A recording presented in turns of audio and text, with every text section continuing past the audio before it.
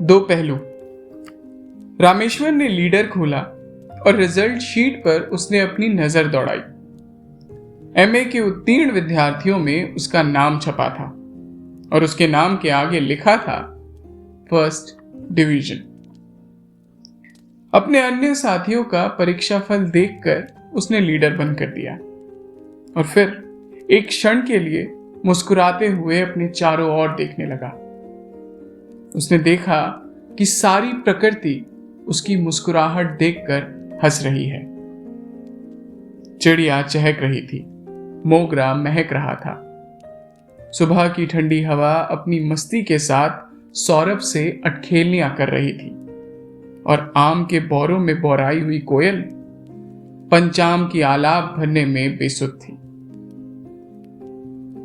अपनी उमंग की मादकता में चकित और पुलकित रामेश्वर एक अजीब तन्मयता के साथ ये सब देख रहा था और फिर उसका हाथ अपने आप बिना उसके जाने जेब में चला गया। उसमें शांता का पत्र था जो पिछले कई दिन वो पढ़ चुकने के बाद भी उसने फिर से उस पत्र को पढ़ा। शांता ने उसे बुलाया था और भी उसने बहुत कुछ लिखा था और उससे भी अधिक उसने बिना लिखे छोड़ दिया था। मोती के से सुंदर और छोटे छोटे अक्षर तथा लेटर पेपर से निकलती भीनी भीनी खुशबू और फिर उसके साथ शांता का पवित्र प्रेम। शांता अपूर्व सुंदरी थी। यूनिवर्सिटी के सबल लड़के रस के लोभी भौरों की भांति शांता के पीछे मंडराते रहते थे, पर रामेश्वर उन सब लड़कों में ज्यादा भाग्यवान था क्योंकि शांता उससे प्रेम करती थी। पत्र को आदि से अंत तक उसने एक बार पढ़ा, दो बार पढ़ा और 3 बार पढ़ा और फिर उसने पत्र को चूमा और अपने जेब में रख लिया। इसके बाद उसने अपने पिता का पत्र खोला। उसके पिता ने उसे विलायत जाकर आईसीएससी की परीक्षा में सम्मिलित होने की सलाह दी थी। रामेश्वर उठ खड़ा हुआ। भैरवी का स्वर भरते हुए वह अपने बंगले से निकल गया घूमने के लिए। 22 वर्ष का लंबा सा सुंदर नवयुवक रामेश्वर अपनी सफलता पर खुश था और धीरे धीरे चल रहा था। उसके शरीर में बल था, उसके हृदय में उमंग थी, उसकी धमनियों में गर्म रक्त प्रवाहित हो रहा था, उसके विचारों में सुफुर्ती थी, उसका मस्तिष्क ऊंचा था, अस्तित्व की सार्थकता का उसमें पूर्ण प्रतिबिंब था।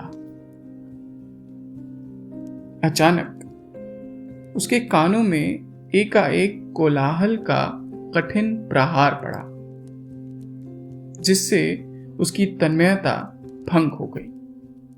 तो चौंक उठा। सामने आजादी के दीवानों का एक जुलूस चला आ रहा था। वह खड़ा हो गया और धीरे धीरे जुलूस को अपनी ओर बढ़ता देखने लगा। उसने पीछे देखा, वहां से भी एक दूसरा जुलूस आ रहा था जो शासकों को कायम रखने वालों का था। पुलिस के हाथ में लाठियां थी, कंधों पर बंदूक। रामेश्वर ने ना जाने क्यों अपने अंदर एक पीड़ा का अनुभव किया, एक हलचल का अनुभव किया। दोनों ओर से दोनों जुलूस एक दूसरे की तरफ बढ़ रहे थे और बीच में खड़ा था रामेश्वर। और फिर दोनों दल अचानक रुक गए, ठीक वहां जहां रामेश्वर खड़ा था। जुलूस वालों में और पुलिस वालों में कुछ कहासुनी हुई। रामेश्वर ठीक से सुन नहीं पाया और ना ही समझ पाया, पर उसे ये ऑर्डर स्पष्ट सुनाई दिया। जुलूस गैर कानूनी करार दिया जाता है।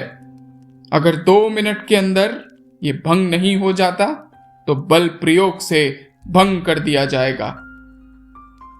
और दूसरी ओर से नारे लगे, भारत माता की जय, महात्मा गांधी की जय, स्वतंत्रता की जय।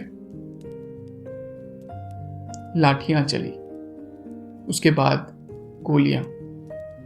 उन नवयुवकों में जो छाती पर गोली खाकर आगे बढ़ रहे थे, रामेश्वर भी था। रामेश्वर की छाती में गोली लगी। भारत माता की जय बोलता हुआ वो गिर गया।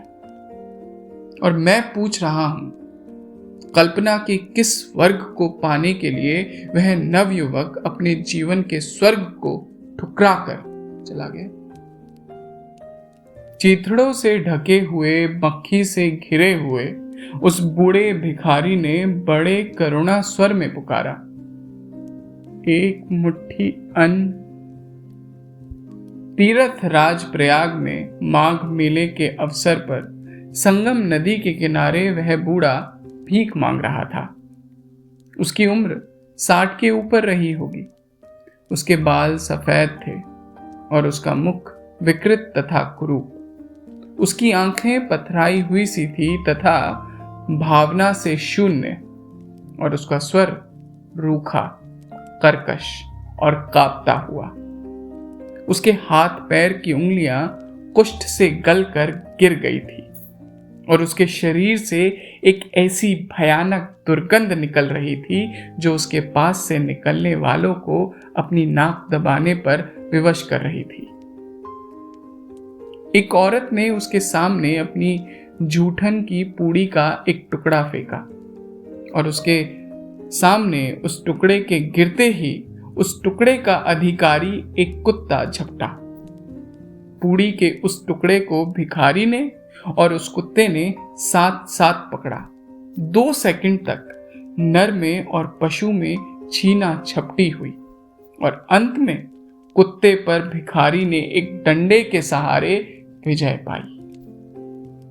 माघ मेले के उस भीड़ में किसी किसी ने उस भिखारी की उपस्थिति पर आपत्ति भी जताई, पर वह मेला था, पुण्य का क्षेत्र था और पुण्य कमाने का छोटे बड़े सबको समान अधिकार होता है। हाँ, मनुष्य स्वयं को उस भिखारी से दूर रख सकता था और फिर वहां पर उस भिखारी से कहीं अधिक भाग्यवान, वैभव से युक्त तथा गद्दीदार भाई बंद भिखारियों का एक शानदार जुलूस निकला। तरह तरह के बाजे बज रहे थे। सोने और चांदी के सामान साथ में थे। हाथियों पर मखमल की झूले लटके हुए थे और चांदी के हौदों पर भिखारी लोग बैठे हुए राजाओं को चुनौती दे रहे थे।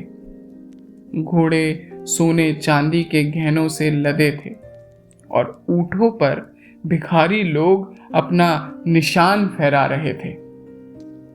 कर्ज काट कर और पेट काट कर एकत्रित रुपयों का प्रयोग करके पुण्य कमाने के लिए आए भक्तों का समूह उन भिखारियों के दर्शन करने के कारण स्वर्ग का अधिकारी बनने के लिए उमड़ पड़ा था। उस भीड़ में बूढ़े थे, जवान थे, स्त्रियां थी, बच्चे थे। उसी समय एक दुर्घटना घटी।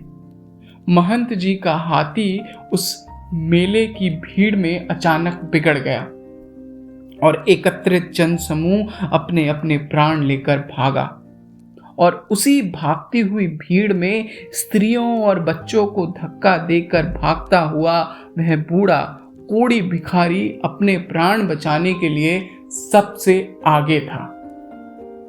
और मैं पूछ रहा हूं, कल्पना के किस नर्क से बचने के लिए वह बूढ़ा कोड़ी भिखारी अपने जीवन के नर्क से बुरी तरह चिपटा हुआ था। तो दोस्तों, ये थी आज की कहानी। मेरे साथ जुड़िए और सुनिए ऐसी मनोरंजक कहानियां।